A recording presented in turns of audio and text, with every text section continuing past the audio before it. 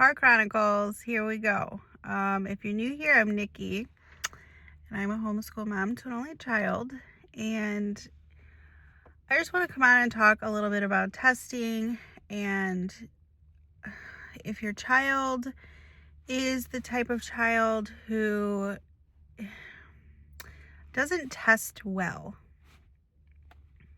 that's what I want to talk about. So I have not done any kind of formal testing with my child in the 5 years that we've been homeschooling. And by formal testing, I mean I'm not doing the California, whatever they're called, testing.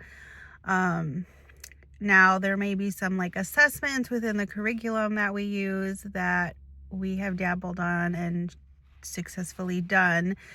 But usually I'm still sitting right there, and if she needs help, I do help her. So I wouldn't really consider that testing. But I'm here to tell you that we did try, sometimes curriculum will give you like an actual test and not just like, an assessment. So it's in like test style with like filling in the bubbles, and I can just remember that like she has really never overly done well on those tests. But I just need to like clarify that just because your child may not test well does not mean that they're not learning. My child often tells me all the time, I forgot, okay? And like, yes, we both have ADHD, so forgetfulness is a quality of ours. But let's just open our eyes and think of the larger picture here. Maybe my child did forget how to complete her improper fraction, okay? Or maybe she did forget what the heck a possessive noun is, okay? But then we have to look at it as, okay, we come and do our horse lessons, which is where I'm at right now, every Saturday. And my child is so observant that she mimicked a GPS audio person, like someone who's giving directions, and she legit directed me correctly the entire way, 45-minute drive. Okay? That may not be part of our homeschool, but that is part of a life skill that she's going to be an amazing driver one day. She's going to be like her mom because I know direction, I know where I'm going, and then we could tie that back into school because she's learned the never eat soggy Wheaties or whatever. So now she knows her direction in that way and applies it to when we're in the car, because she can see in my car what direction we're going. And then if she's telling me to turn right, she's also telling me the direction. So even though your child may forget some of these things, they're applying some of these skills in some way, shape, or form into real life. And that's what we want. Like, that's why we homeschool. Homeschool is not just about the textbook, the curriculum.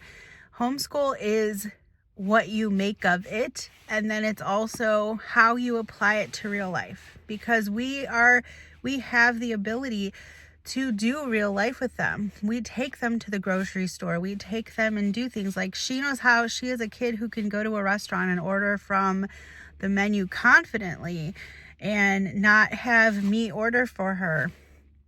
Or if she has a question in a store, if she's buying something, she doesn't even ask me anything. She goes right to an employee and asks the question, and she's very direct, she's very polite. And like, that's what we're doing. Like, we are teaching our children not just possessive nouns. We are teaching them how to be a human in this big bad world. And the earlier you start, I feel like the better, because she's an only child, so she's constantly surrounded by adults. And I feel like that has matured her a little bit quicker because she is surrounded by adults. But I don't necessarily think that's a bad thing. But I have just noticed these little nuggets lately. And when you are feeling down or thinking that your homeschool is not going well, remind yourself of these little nuggets that you observe. Like, I just keep getting them, and she blows me away with some of the things that she does remember, or the things that she applies, like I said, to real life, like with her directions and stuff, even with her angles. She's like, Mom, ask me what 90 times whatever is, and I'm like, okay. Like, this is the kid who isn't a mathematician, okay? And I'm not no mathematician, but she used her angle degrees to figure that out. And I'm like, okay, like, she blows me away in those ways. And so don't take those silly mistakes that they make in their curriculum as that they're just not learning. It's okay to be forgetful and forget some of these things, because you're going to constantly be reminded of these things year after year in our homeschool. Like, and at the end of the day, I forget things all the time as an adult, and I open my phone and I Google it. Or, I open a book and I look for it. Sometimes we set our expectations for our kids just a little bit too high in what they should be able to remember, when we ourselves as adults don't always have that working memory either. So I think we should be lowering some expectations and just truly taking advantage of the fact and your why. Why do you homeschool? What are your reasons? Are your reasons strictly because you want to calculate their education based on, their needs? Because some people don't even use curriculum. We have unschoolers. We have people who don't go page by page traditionally through curriculums, and their child are picking up these nuggets from just their life, working through their life. In the kitchen, we're measuring, and we may have missed improper fractions, but she's able to use the measuring cup and figure out some math calculations when we're baking or we're doing something in the kitchen. So try to look at the full picture and don't get so hung up on testing, assessments, and stuff like that, because I truly do not feel that we should be measuring our child's education by a test. And I'm pretty sure all of you guys can agree with me mostly on that, because it's part of also the reason they tried to get me to enroll my child in our local public school when I went to get her tested, because I wanted to see where she was at academically. And this was like way back when I first started homeschooling, because I was worried I'm not doing it right.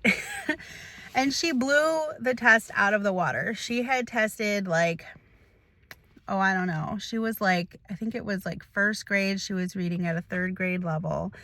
She was on par for math, but everything was so far above what her grade level was at the time. And I remember them going, "You should enroll her." And I'm like, and she goes, "Well, she can get an IEP because she has anxiety, so we just won't time her tests."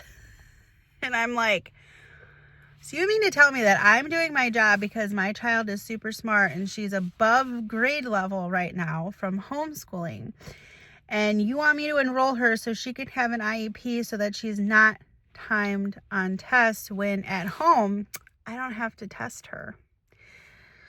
So I walked out the door with a smile on my face, and I'm like, you know what? This just validated that I'm doing my job and I'm doing it well, and I don't need to enroll her in school. And even if she didn't test well, I was never planning to enroll her in school. This was just for me to get a baseline that I didn't have to pay for. And it just kind of really validated everything for me. So don't hold on to those test scores, and just observe your child. What are they learning? What are they doing? And just take a deep breath and know that you're doing absolutely everything you can for your child, and you're giving them the best possible experience and education with your one-on-one. All right, that's my car chronicles for today. If you are new, I would love if you hit that subscribe button and help out my channel, and I will see you in my next one.